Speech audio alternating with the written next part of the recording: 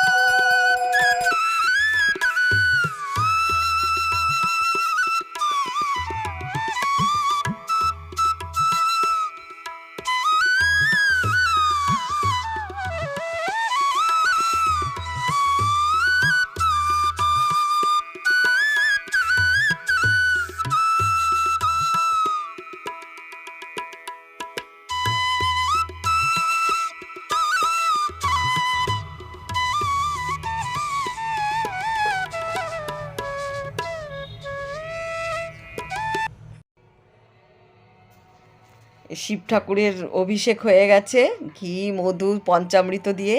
এবার আসনে বসিয়ে ঠাকুরটাকে ফুল মালা সব বেলপাতা যা যা দেয় আর কি, গোটা ওই যে গোটা ধুতরা ফুল সব কিছু দিয়ে সাজাচ্ছে আসনটাকে সুন্দর করে, একদম মালা ঠালা পরিয়ে। দেখুন বন্ধুরা কি ভালো লাগছে।